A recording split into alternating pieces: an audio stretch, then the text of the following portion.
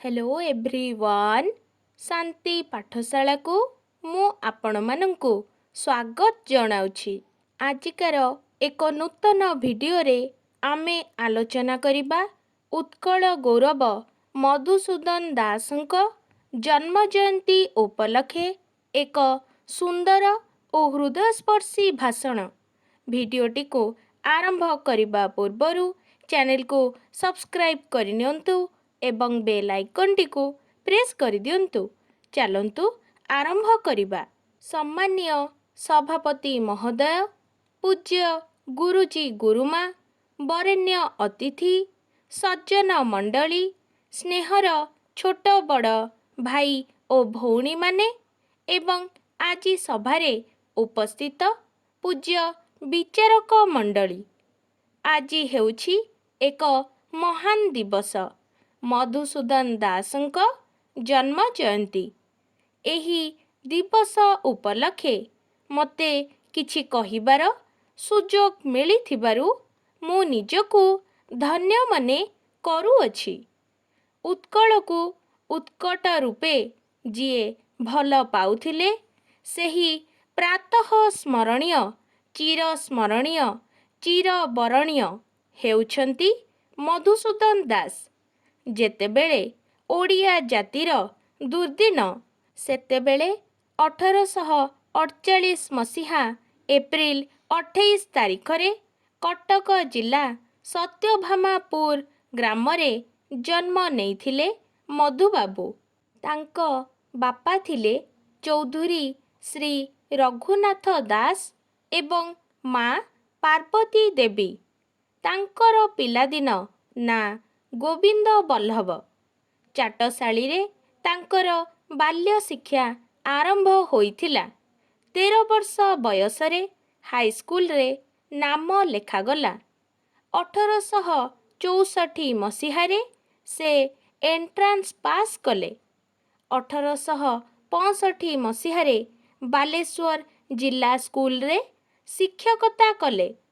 किछि अर्थ संग्रह करी से कलिकता गले, मात्र सेथिरे पाठ पढ़िबा संभव हेला नाही। तेणु से ख्रीष्ट धर्म ग्रहण करी निज नाम गोविंद बल्लभ परिवर्ते मधुसूदन रखिले ओ तांकर पढ़िबा पाई आउ अर्थाभाव रहिला नाही। 1870 रे से बीए पास करी सेठारे एक स्कूल रे प्रधान शिक्षक रहिले।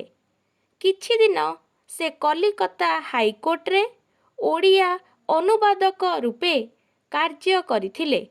1873 रे इंग्राजी रे एमए पास करिबा परे 1878 ठारू बीएल पास करी से कलिकता हाईकोर्ट रे ओकिलाती आरंभ कले। सेठारे मधुसूदन ओडिया प्रवासी मानंकर उन्नति पाई कार्य आरंभ करिदेले। आजि मध्य मधुबाबूंक जन्म जयंती को ओडिशा रे ओकिल दिवस स्वाभिमान दिवस रूपे पालन करा जाउछि।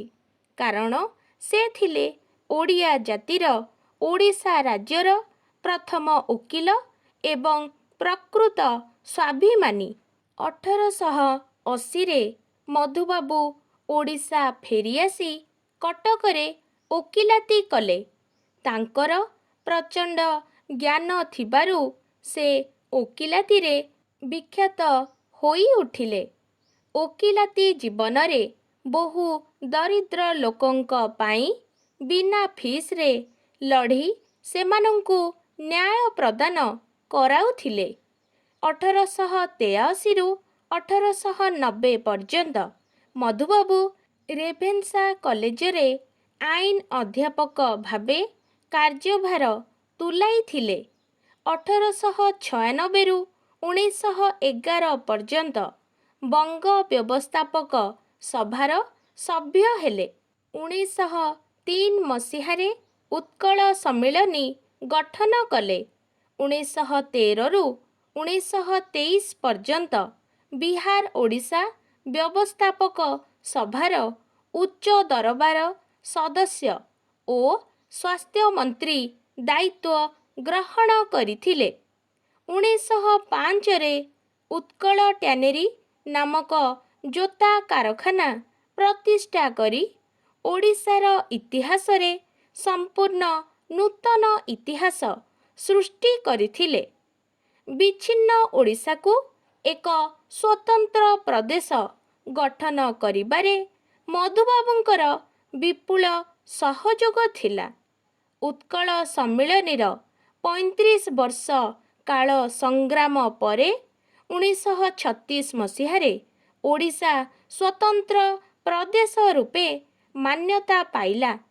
ଅବଶ୍ୟ ସେତେବେଳକୁ ମଧୁସୂଦନ ପ୍ରାଣତ୍ୟାଗ କରିସାରିଥିଲେ। ସେ ତାଙ୍କ ଜୀବନକାଳ ମଧ୍ୟରେ 2 ଥର ବିଲାତ ଯାଇଥିଲେ। ସେ ଥିଲେ ପ୍ରଥମ ଓଡ଼ିଆ M.A., ପ୍ରଥମ ଓକିଲ, ପ୍ରଥମ ବିଲାତ ଯାତ୍ରୀ, ପ୍ରଥମ ମନ୍ତ୍ରୀ। ତାଙ୍କର ବିଚକ୍ଷଣ କାର୍ଯ୍ୟ ଦେଖି ଗୋରା ସାହେବ ଆଶ୍ଚର୍ଯ୍ୟ ହେଉଥିଲେ। 1933 ମସିହା ଫେବୃଆରୀ 13 ତାରିଖ ଦିନ ମଧୁବାବୁ କଟକ ଶ୍ରୀରାମଚନ୍ଦ୍ର ଭବନରେ ଅନ୍ତିମ ଉଦ୍ବୋଧନ ଦେଇ କହିଥିଲେ, ମୋର ବହୁ କାଳର ଆକାଂକ୍ଷିତ କାମନା ପୂର୍ଣ୍ଣ ହୋଇଛି। ଏହା ଦେଖିବା ପାଇଁ ମୁଁ ଏଠାରେ ଠିଆ ହୋଇଛି। ଧନରେ, ବଳରେ, ବୁଦ୍ଧିରେ ମୋଠାରୁ ଅଧିକ ବଳବାନ ଲୋକଙ୍କ ବିରୁଦ୍ଧରେ ମୋତେ ଠିଆ ହେବାକୁ ପଡ଼ୁଛି। ତଥାପି ମୁଁ ମୁଣ୍ଡ ନୁଆଇ ନାହିଁ। ଊର୍ଦ୍ଧ୍ୱରେ ଭଗବାନ, ଅନ୍ତରରେ ହୃଦୟକୁ ସାକ୍ଷୀ ରଖି ଜୀବନ ଯୁଦ୍ଧ କରିଛି। ଆମକୁ ଯୁଦ୍ଧ କରିବାକୁ ହେବ। ଓଡ଼ିଶାକୁ ଭଲ ପାଇବାକୁ ହେବ। ଜୀବନ ତମାମ ଦେଶ ପାଇଁ ଲଢ଼ି ଲଢ଼ି 1934 ମସିହା ଫେବୃଆରୀ 4 ତାରିଖରେ କଟକରେ ସେ ଇହଲୀଳା ସମ୍ବରଣ କରିଥିଲେ। ବାସ୍ତବିକ ସେ ଥିଲେ ସଂଗ୍ରାମ କେଶରୀ, ସିଂହ ପରି ସାହସୀ।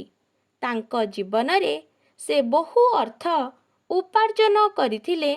ମାତ୍ର ସେସବୁ ଅର୍ଥ ସେ ଓଡ଼ିଆ ଜାତିର ଉନ୍ନତି ପାଇଁ ବ୍ୟୟ କରି ଶେଷ ଜୀବନ ବହୁ ଅର୍ଥାଭାବରେ କଟାଇଥିଲେ। ତାଙ୍କ ପରି ବିରାଟ ବ୍ୟକ୍ତିତ୍ୱ କ୍ୱଚିତ୍ ଦେଖିବାକୁ ମିଳନ୍ତି। ଏତିକି କହି ମୁଁ ମୋର ବକ୍ତବ୍ୟ ଶେଷ କରୁଛି। ଆଜିକାର ଭିଡ଼ିଓଟି ଆପଣଙ୍କୁ କିପରି ଲାଗିଛି କମେଣ୍ଟ ମାଧ୍ୟମରେ ନିଶ୍ଚୟ ଜଣାଇବେ ଏବଂ ଲାଇକ୍, ସେୟାର, ସବସ୍କ୍ରାଇବ୍ କରିବାକୁ ଜମାରୁ ଭୁଲିବେନି। ଧନ୍ୟବାଦ।